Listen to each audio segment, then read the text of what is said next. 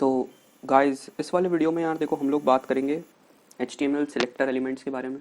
ठीक है, तो देखो सिलेक्टर एलिमेंट्स वो होते हैं जिनकी मदद से यार हम लोग HTML के किसी भी एलिमेंट को हमारे जावास्क्रिप्ट के अंदर एक्सेस कर सकते हैं। ठीक है, तो अब देखो मैं क्या करता हूँ, यहाँ पे लिख देते हैं हम लोग, और देखो उसमें सबसे पहले होता है गेट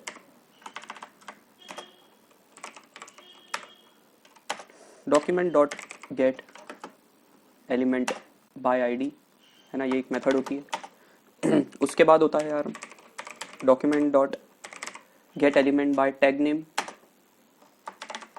अब देखना यहाँ पे एलिमेंट्स लिखा हुआ है और यहाँ पे एलिमेंट लिखा हुआ है, तो इसमें कंफ्यूज मत होना।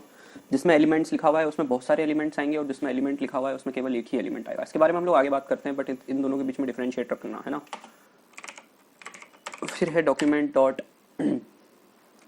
Gate element by class name, है ना, और है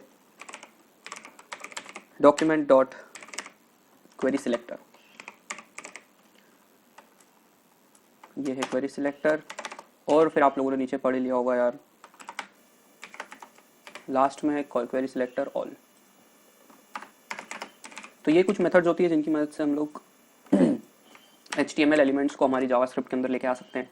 ठीक है, तो देखो यार सबसे पहले तो हम लोग यार यहाँ पे कुछ एलिमेंट्स बना लेते हैं। फिलहाल एलिमेंट्स हमारे पास नहीं है, कम एलिमेंट्स हैं, हम लोग नए एलिमेंट्स कुछ यहाँ पे बना लेते हैं। सबसे पहले मान लो कि मैं एक डिव बना देता हूँ और उसकी आईडी में रख देता हूँ कंटेनर। ठीक है, और उसके अंदर यार मैं और डिव बनाता हूँ और मैं उनकी क्लास दे देता हूँ, क्या दें यार, मान लो चाइल्ड्स नाम से क्लास बना देते हैं उनकी। ठीक है, और देखो इसके अलावा देखो अगर मैं इसको इंटू 4 करता ना, 4 डिव्स मेरे पास ऐसे बन के आ जाते हैं। ठीक है, और देखो आईडी किसी भी एलिमेंट की यार देखो यूनिक होती है। मतलब अगर मैंने इसकी आईडी कंटेनर दे दी ना, तो अब मैं किसी भी एलिमेंट की जो है आईडी कंटेनर नहीं दे सकता हूँ। ठीक है, और क्लास में एक क्लास को मल्टीपल एलिमेंट्स में डाल सकता हूँ। ठीक है, और मान लो कि मैं इस डिव के अंदर 2 पैराग्राफ टैग बना देता हूँ। ठीक है ना, उनकी क्लास देता हूँ मैं पी क्लास। ठीक है, देखो, और अगर मैं इसको मल्टीप्लाई बाय 2 करूँगा तो मेरे पास 2 पी क्लास बन के आ जाएगी, है ना। और मान लो कि मैं आईडी दे देता हूँ P1 और यहाँ पे मैं आईडी दे देता हूँ मान लो P2। ठीक है, और देखो जैसे ही मैं यहाँ पे रिलोड करूँगा, और अभी देखो कुछ आया नहीं है क्योंकि हमने सिर्फ केवल ये बनाया है, इसके अंदर हमने कुछ भी लिखा नहीं है ना। तो div 1 में मान लो मैं ये लिख देता हूँ पैरा 1, फिर मैं लिख देता हूँ पैरा 2, और देखो divs में मैं डाल देता हूँ div 1, फिर हम लोग डाल देते हैं div 2 और डाल देते हैं div 3। ठीक है, जैसे ही रिलोड करूँगा देखो para 1 para 2 div 1 div 2 div 3 आ गया। तो यार आप लोग समझ सकते हो कि मैंने क्या बनाने की कोशिश करी। अब मैं ज़्यादा HTML समझाने की कोशिश नहीं करूँगा। इस पॉइंट में मैं आपसे ये रिक्वेस्ट करूँगा कि आप लोगों को थोड़ा बहुत तो HTML और CSS के बारे में मालूम होना चाहिए, है ना, तभी हम लोग आगे बढ़ पाएंगे। तो इसको हम लोग 2 दे देते हैं, इसको हम लोग 3 दे देते हैं और इसको हम लोग 4 दे देते हैं। ठीक है, तो देखो हम लोगों ने एक छोटी सी जो है एलिमेंट्स बना दिए हैं और हम लोगों ने एक पेज बना दिया है उन एलिमेंट्स का। अब इन्हीं एलिमेंट्स के ऊपर हम लोग वर्क करेंगे। ठीक है, सबसे पहले यार मान लो कि अगर मुझे कोई ऐसा एलिमेंट चाहिए जिसकी आईडी मुझे मालूम है। ठीक है, तो मैं क्या लिख सकता हूँ, document dot gate element by ID. अब देखो यहाँ पे केवल एलिमेंट है, एलिमेंट्स नहीं है ना। इसका मतलब क्या कि केवल एक ही एलिमेंट रिटर्न होगा यहाँ पे, है ना, जिसकी आईडी हम लोग जो यहाँ पे डालेंगे। मान लो कि मैं आईडी इसके अंदर डाल देता हूँ कंटेनर। ठीक है, अब कंटेनर नाम से एक ही आईडी होगी। अब मुझे उसको किसी चीज़ में स्टोर कराना होगा, तो मैं लेट और मान लो CON बना देता हूँ एक, है ना। तो देखो हमारे पास एक कंटेनर आ जाएगा, और देखो जैसे ही मैं इसे कंसोल डॉट लॉग करूँगा कौन को, तो देखना क्या होगा। देखो हमारे पास वो डिव आ चुका है जिसके अंदर हम लोगों ने हमारे चाइल्ड डिव्स बनाए थे, और फिर उस चाइल्ड डिव का ये वाला डिव भी आ गया। ठीक है, ये उठ के हमारे पास आ चुका है। अब हम लोग इसके ऊपर बहुत सारी चीज़ें परफॉर्म कर सकते हैं। अब क्या परफॉर्म करेंगे हम लोग आगे बात करते हैं। मान लो कि मुझे क्लास मालूम है और मैं क्लास के थ्रू एलिमेंट्स को लाना चाह रहा हूँ, तो भी मैं वो कर सकता हूँ। ठीक है, मान लो कि मैं इसी कॉन के अंदर डाल देता हूँ document dot gate elements, document dot gate elements bye class name. अब देखो यहाँ पे एलिमेंट्स है ना, इसका मतलब है कि क्योंकि क्लास नेम बहुत सारे एलिमेंट्स के अंदर हो सकती है, इसलिए वो सारे एलिमेंट्स आ जाएंगे जिनकी क्लास नेम एक हम लोगों ने दे रखी है। ठीक है, मान लो कि हम लोगों ने यहाँ पे क्लास नेम दे रखी है चाइल्ड एस। अब क्योंकि चाइल्ड एस जो है हम लोग बहुत सारी एलिमेंट्स को दे सकते हैं, है ना, तो मैं ये सारे एलिमेंट्स मेरे पास यहाँ पे उठ के आ जाएंगे। देखो जैसे ही चाइल्ड एस डालूंगा और यहाँ पे देखो रिलोड करूंगा, और हमें कंसोल डॉट लॉग भी डालना है यहाँ पे यार। और बैटरी कम हो गई, बैटरी बढ़ा लेते हैं, चलो ठीक है। और देखो जैसे ही मैं यहाँ पे पेस्ट करूंगा और रिलोड करूंगा, देखो मेरे पास HTML कलेक्शन आ गया 4 का। वो सारे डिविजन्स आ गए, वो सारे एलिमेंट्स आ गए जिनकी आईडी जिनकी क्लास नेम मैंने चाइल्ड एस दे रखी थी। ठीक है, तो ये देखो सामने आ गया। अब माइंड इट कि अगर आप लोगों को कोई एक एलिमेंट चाहिए इसके अंदर, तो आप उसको एज एन एरे भी यूज कर सकते हो। मान लो मैं इसके आगे 0 लिखूंगा ना, तो 0th नंबर का एलिमेंट मेरे पास आ जाएगा। और एलिमेंट्स नहीं यार, हमको तो जाना है कंसोल में। देखो जैसे ही रिलोड करा, देखो वो एक ही एलिमेंट आ गया जो पहले नंबर पे था। मान लो कि दूसरे नंबर वाला चाहिए, तो देखो दूसरे नंबर वाला चाहिए, तो वो देखो दूसरा वाला आ गया। तो इसको आप लोग एरे की तरह भी ट्रेवर्स कर सकते हो। ठीक है, इसके अलावा हमारे पास एक और टैग होता है, और वो होता है document dot gate elements bye tag name.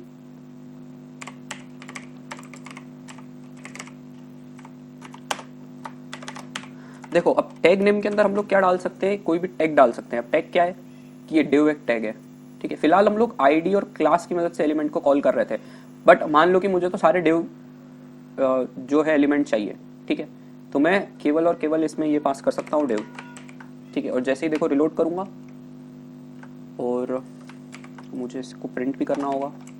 देखो जैसे ही रिलोड करा, देखो HTML कलेक्शन 5 का आ गया, 5 और div आ गए, क्योंकि मैंने div एलिमेंट से सारे एलिमेंट्स मांगे थे, तो देखो सारे div वाले आ गए। अगर मान लो मैं div की जगह p डाल देता हूँ, तो p वाले हमारे पास पैराग्राफ टैग के केवल 2 ही थे। ठीक है, जैसे ही रिलोड करा, देखो जो पैराग्राफ टैग के वो आ गए। ठीक है, अब मान लो कि मैं इसको 0 डाल देता हूँ, तो 0th नंबर पे जो था ना वो हमारे पास आ जाएगा। ठीक है, तो इसको भी आप लोग एज एन एरे ट्रेवर्स कर सकते हो। बट माइंड इट, आप लोग इसके ऊपर फॉर लूप जब लगाओगे ना, तब आपको फॉर इच अगर लगाना है तो आप लोगों को पहले से एरे में चेंज करना होगा। ठीक है, फिलहाल यहाँ पे आप ट्रेवर्स करने के लिए तो 0 1 2 3 इंडेक्सिंग के थ्रू आप लोग ला पा रहे हो यहाँ पे एक एलिमेंट को, बट आप जब फॉर इच लूप या मैप लगाना चाहोगे ना इस कलेक्शन के ऊपर, तो आपको उसको एरे में चेंज करना होगा। हम लोगों ने पिछले वाले वीडियोज़ में इसके बारे में बात कर ली है वैसे, पर आगे भी करेंगे। उसके बाद में होता है यार क्वेरी सिलेक्टर। अब देखो मैं सेम चीज़ करता हूँ, और यहाँ पे लिखते हैं हम लोग डॉक्यूमेंट डॉट क्वेरी सिलेक्टर। अब देखो क्वेरी सिलेक्टर क्या होता है ना, क्वेरी सिलेक्टर वो होता है जिसके अंदर हम लोग वैलिड CSS क्वेरी इसके अंदर डाल सकते हैं, और हमको वो एलिमेंट्स जो है रिटर्न हो जाएंगे।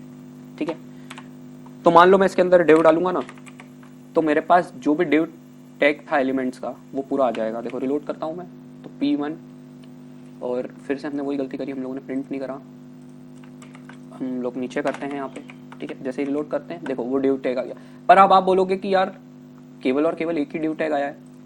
अब देखना आप लोग ये समझो कि केवल और केवल एक ही div टैग आया है इसके अंदर। मान लो कि मैं देखो अगर p करता हूँ ना यहाँ पे, जैसे ही रिलोड करा, तो देखो एक ही p आया है, एक ही पैराग्राफ टैग आया है। जब हम लोग gate elements bye tag name कर रहे थे या क्लास नेम कर रहे थे, तो हमारे पास सारे के सारे पैराग्राफ टैग आ रहे थे, बट जैसे ही मैंने क्वेरी सिलेक्टर में p डाला ना, तो केवल और केवल एक ही एलिमेंट आया। तो बाय डिफॉल्ट जो क्वेरी सिलेक्टर होता है वो हमें सबसे पहला वाला आंसर ही रिटर्न करता है। अगर बहुत सारे पैराग्राफ टैग हुए ना, तो केवल और केवल पहला ही एलिमेंट जो है हमें देगा वो। ठीक है, तो भी मैंने p डाला है, तो p हमारे पास आ गया। फॉर इंस्टेंस यार मान लो कि आप लोगों ने इस div के बाहर एक और p बनाया, एक पैराग्राफ टैग बनाया है ना, जिसकी आईडी आपने दे दी है, आईडी ऐसे देते हैं आउटसाइड p। और देखो ये बन चुका है ना। और हम लोग यहाँ पे ये भी लिख देते हैं आउट साइड पी, ठीक है। देखो जैसे रिलोड करूंगा यहाँ पे बन के आ जाएगा। अब मान लो कि आपको ऐसा वाला ही पी चाहिए जो डिव के अंदर हो, ठीक है ना, मे बी पॉसिबल। तो मैं क्या कर सकता हूँ, ऐसा कुछ कर सकता हूँ। अब देखो जैसे ही रिलोड करूंगा, DOM fail to execute query selector on document div p is not a valid selector. देखो ये आ गया, ठीक है।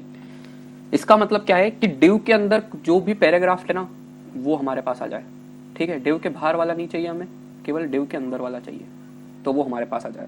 तो ऐसा भी हम लोग कर सकते हैं, ठीक है।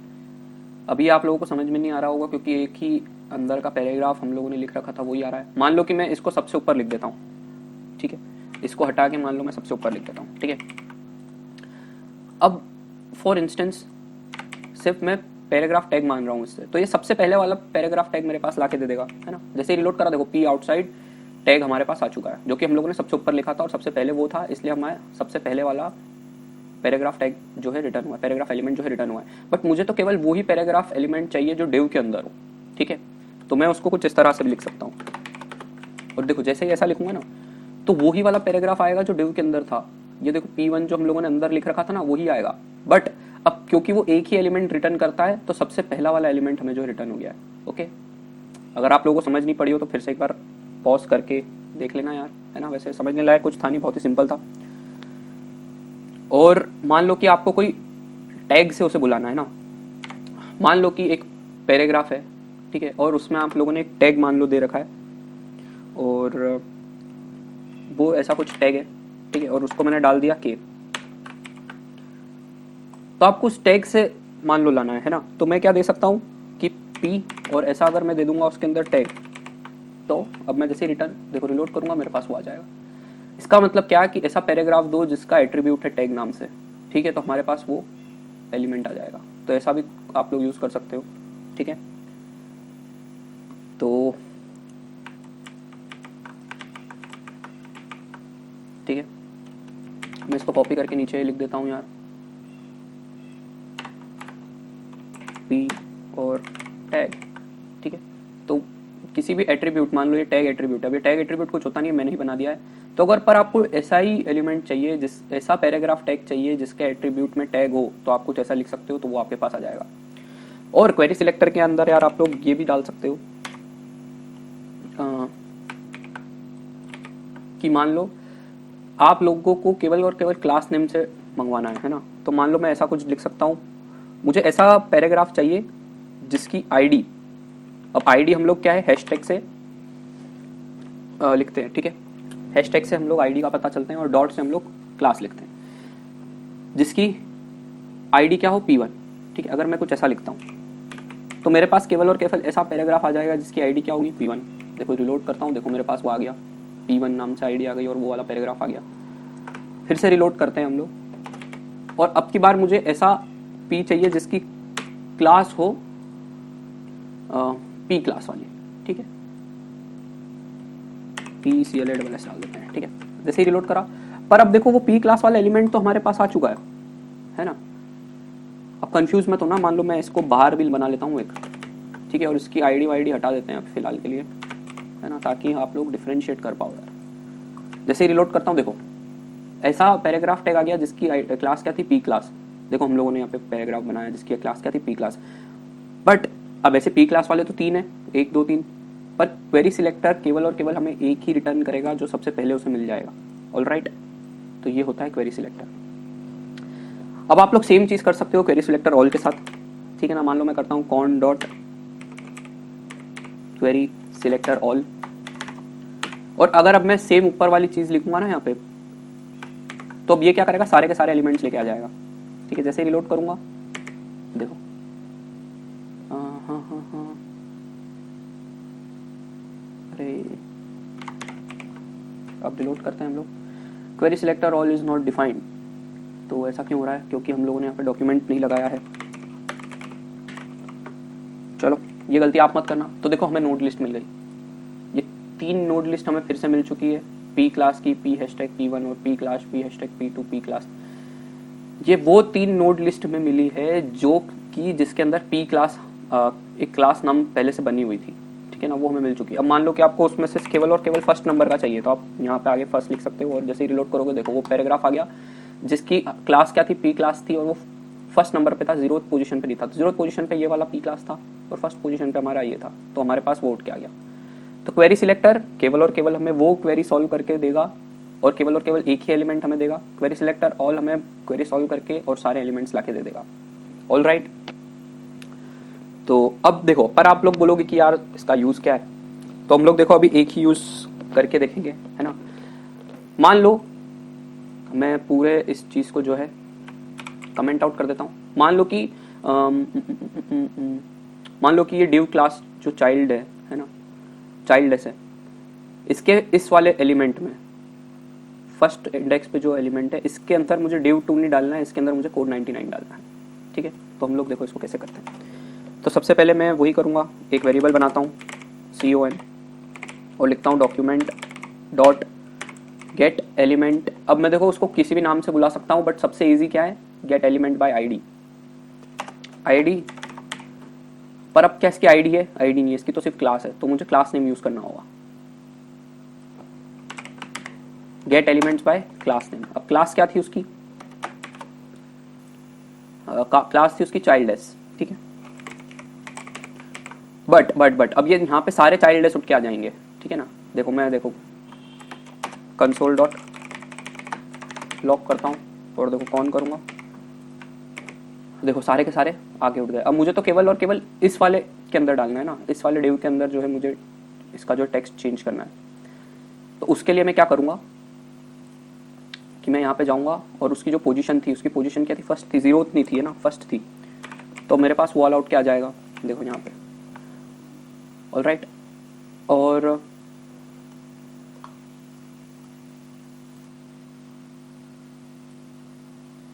अब देखो, अब मैं क्या कर सकता हूँ कि मैं लिख सकता हूँ con dot inner text equal to code 99। और देखो जैसे ही रिलोड करूँगा सेव करके, देखो यहाँ पे कोड 99 आ गया, देख रहे हो, इस वाली पोजीशन पे कोड 99 आ चुका है इस वाले कोड की मदद से। ठीक है, तो हम लोग जो है एलिमेंट्स को इसीलिए हमारी जावास्क्रिप्ट में उठा के लेके आते हैं ताकि हम लोग उसके ऊपर जो है जावास्क्रिप्ट की मदद से मैनिपुलेशन जो है परफॉर्म कर पाएँ कुछ इस तरह से। अब ये तो एक छोटी सी चीज़ करी है हम लोगों ने, उसका टेक्स्ट चेंज करके, आगे चल के बहुत बड़ी बड़ी चीज़ भी करेंगे। देखो फिर से रिलोड करा तो वो div 2 है, अब मैं इसको सिर्फ जावास्क्रिप्ट की मदद से चेंज कर रहा हूँ, देख रहे हो। तो जैसे ही रिलोड करा कोड 99 आ गया। ठीक है, अब आप लोग इसके ऊपर ट्रेडिशनल फॉर लूप भी चला सकते हो, है। मान लो कि मैं जो है इसके ऊपर कंट्रोल सी करता हूँ और यहाँ पे कंट्रोल पेस्ट करता हूँ और देखो एक क्लास नेम, अब देखो क्लास नेम से देखो सेम चीज़ कर रही है मैंने। अब देखो मेरे पास सारे चाइल्ड आ जाएंगे, तो मेरे को मैं इसके ऊपर है ना फॉर लूप भी लगा सकता हूँ। ठीक है, मैं लिख सकता हूँ फॉर, और फिर ट्रेडिशनल फॉर लूप में मैं क्या करूँगा, लेट आई इक्वल टू 0 से आई कहाँ तक चलेगा, कॉन डॉट लेंथ तक। ठीक है, और आई प्लस प्लस करूँगा और उसके बाद मैं क्या कर सकता हूँ, कंसोल डॉट लॉक कर दूंगा कौन को नहीं यार, कौन ऑफ आई को। देखो जैसे ही रिलोड करूंगा वैसे ही देखो मेरे पास ये सारे आ गए। ठीक है, चाइल्डलेस नाम से जो भी था। पर मान लो मेरे को इनका इनर टेक्स्ट हर किसी का चेंज करना है ना, तो मैं क्या कर सकता हूँ, con of I dot inner text equal to, अब क्या लिखते हैं हम लोग, कौन और आगे प्लस कर देते हैं वो आई की वैल्यू। ठीक है, और देखो सेव करके जैसे रिलोड करते हैं, देखो यहाँ पे कौन 0, कौन 1, कौन 2, कौन 3 ये आ गया। प्लस आप लोग एक और चीज़ कर सकते हो, जैसे ही रिलोड करते हैं हम यहाँ पे देखो वापस से हमारा वही वाला चीज़ बन के आ गया, पहले वाला HTML डॉक्यूमेंट जो था। और हम लोग ये कर सकते हैं कि कौन डॉट, मान लो फॉर ईच चलाता हूँ मैं, कौन dot array dot for each नहीं, कौन डॉट फॉर ईच, और मान लो मैं कंसोल डॉट लॉक करता हूँ एलिमेंट को। अब ये जो है इसको बोलते हैं एरो फंक्शन। एरो फंक्शन हम लोग बाद में पढ़ेंगे, फिलहाल हमें जो आता है हम लोग वो करेंगे। और इसके अंदर हम लोग फंक्शन पास करेंगे और वो हर एलिमेंट के लिए फंक्शन जो है चला देगा। जैसे ही रिलोड करूंगा वैसे ही देखो एरर आ गई, cone dot for is not a function. तो ऐसा क्यों? क्योंकि कॉन एक जो है ना हमें HTML कलेक्शन जो है दे रहा है, तो इसलिए मुझे इसको एरे में कन्वर्ट करना होगा। तो मैं क्या कर सकता हूँ, यहाँ पे एरे डॉट फ्रॉम लिख सकता हूँ, ठीक है। और जब मैं उसके अंदर कॉन पास करके डॉट फॉर ईच लगाऊंगा तब देखो मेरे पास आ गया, ठीक है। तो कुछ इस तरह से आप लोग फॉर ईच भी चला सकते हो। तो यार इस वीडियो के अंदर हम लोग यहीं पे ख़त्म करते हैं, ठीक है ना। अगले वीडियो में मिलते हैं। अगर आप लोगों ने सब्सक्राइब नहीं करा हो तो सब्सक्राइब कर लेना।